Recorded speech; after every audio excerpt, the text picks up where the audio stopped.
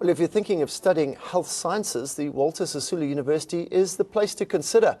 Now, Walter Sisulu University will officially unveil the 85 million rand state-of-the-art health sciences faculty close to the Nelson Mandela Academic Hospital in Mthatha. The university is one of the world top 8 medical faculties in problem-based communities. The facility aims to improve and increase research and academic output. According to the latest report from the Trends in International Maths and Science Study, South Africa has shown the highest mathematics and science score improvement from 2003 to 2015 in basic education. This is good news. It means young people are interested in sciences. Well, to tell us a little bit more about this facility, I have the pleasure of welcoming Dr. Wazile Chita. He's the Dean of the Faculty of Health Sciences at the Medical School at the Walter Sisulu University. Wow, is what I say to you. I've taken a look at some of the pictures of it. Just in basic, just describe this facility to us. Thank you, Peter. Good morning to your viewers. The facility includes basically 3 components at the moment. There is admin block, which caters mostly for clinical departments. Historically, clinical departments have been sharing offices in the main campus, and now we're trying to make sure that they are close to the hospital, that they're also part of management and lead. The second component of the infrastructure is tutorial rooms. As you have just said, we're known for problem-based learning, which is a small group-based learning, student-centered. So we need to define a small space where tutorials can take place in an environment conducive to support the type of methodology that we use, which is a problem-based learning. And then the other component is basically your small lecture theaters. We've got a number of them.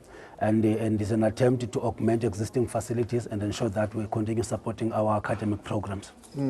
I guess, one of the things with opening such a facility like this is that it needs to be looked after. I mean, it's all good and well to have such a beautiful facility. I mean, how do you reassure us that this can be maintained and that, it can still be there in 20 years' time, offering the best facility in the area?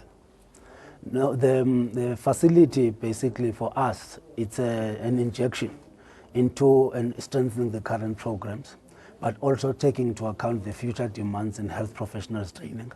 I'm sure you know that nationally it's a priority to gradually increase the number of health professionals that we train, particularly doctors. So it's an injection in preparation for such demands. But also it builds on the foundations, that we have set and the progress that we have made. We've been growing in terms of undergraduate programs across the province, but this is just an additional facility, but we are everywhere across the province. And also in terms of postgraduate education, we are operating across all regions of the Eastern Cape. So that progress, this becomes the headquarters, basically infrastructure. It's not only the infrastructure we're going to use. So coming back to maintenance challenges, nationally maintenance is a challenge, but the leadership collective in the university under the leadership of Professor Robert Mishley, I think has committed itself to starting to make sure that we do things right, and I'm confident that we should be able to maintain. We've started, reinstituting basically maintenance programs, so this facility will not be different. You don't need to be a professor to know the crisis in higher education. I mean, in terms of access to this university, if there's students out there who are finishing matric or, wanting to get into this, I mean, is it going to cost them an awful lot of money to attend this kind of health science facility? Thanks for the question. If you look generally, I will make an example about medical education. We are accredited to have 120 spaces in terms of admission in our intake, and competition is always very high. We get, I think, more than 2,000 applications, for 120 spaces. So that's a national challenge. That's why we keep exploring options on how to increase. And together, with the Department of Education and Department of Health, those programs are being put in place to say, how do we increase? we've been slowly increasing. At some stage we're about 100, and then due to these interventions, we moved to 120, and that's what is happening. Now, as a university, we deliberately made a decision, we tend to recruit, to focus our recruitment from underserved communities. And most of the applicants that we will tend to make through to our final selection will be mostly from those communities. But I'm proud to say I don't think we regret, all of us, with respect to that, because it has shown in terms of where they ultimately choose, to practice. Most of our guys, our graduates, tend to choose to work mostly in the Eastern Cape and KwaZulu-Natal. And when you check the trends, even in admissions, those are the areas where we tend to draw our candidates. It's an opportunity of a lifetime that should not be wasted by any chance. So we invest like we have done now in terms of the infrastructure being provided to ensure that we get to a quality product and they all pull through within the reasonable time expected of them. So the competition remains there. Difficult, yeah. Let's talk about the research. Some of the research. I mean, what kind of research have you got planned for this facility? What kind of research is going to be done there? No, thank you. If you look at the trend, how we have developed since 1985, we have focused a lot at the beginning in terms of innovation in education, how to train the type of student that we recruit. That's why we adopted problem-based learning. And then we said, where should we train these people? Because we expect them to go back to serve, Then we identified and agreed on community-based education. So we have seen progress in that, and we are happy. We arguably number one in community-based education in South Africa. And people get referred to us to go, benchmark in terms of how to do it. Problem-based learning we adopted at the time when it was not fashionable to do it.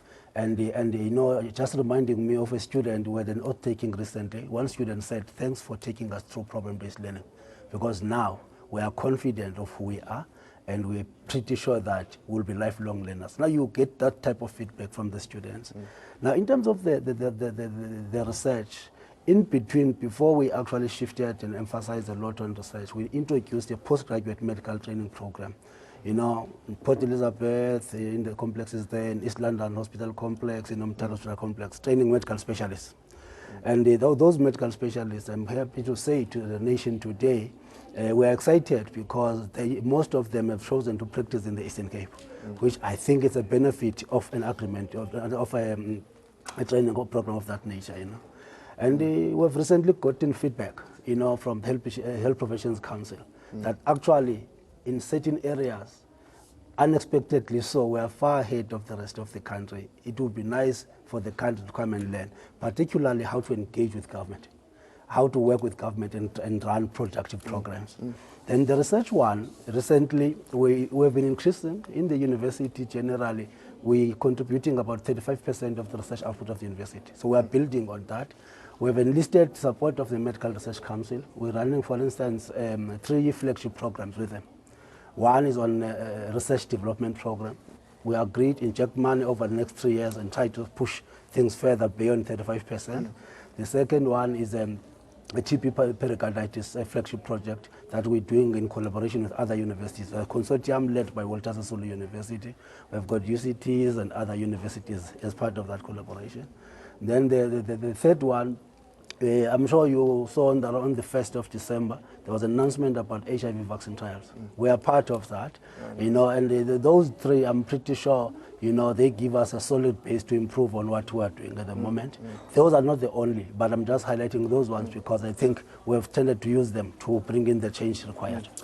That's where we've got to leave it. That's fantastic news. I'll tell you, if you look at some of those photographs, this is an unbelievable, it's a world-class facility. There's no two ways about it. 85 million rand. It actually opens its doors tomorrow, is that right? Yeah. And good luck to all of those, I guess, students who are learning, our future doctors, our future specialists. Those are the people that we should be raising our hat to, chatting to Dr. Wezile Chita. He's the Dean of the Faculty of Health Sciences Medical School at the Walter Sisulu University, just chatting to us about the state-of-the-art facility. Get onto their website. You can actually go and look at it as well. It really is a fantastic facility. Dr. Chita, thanks very much for joining us this morning.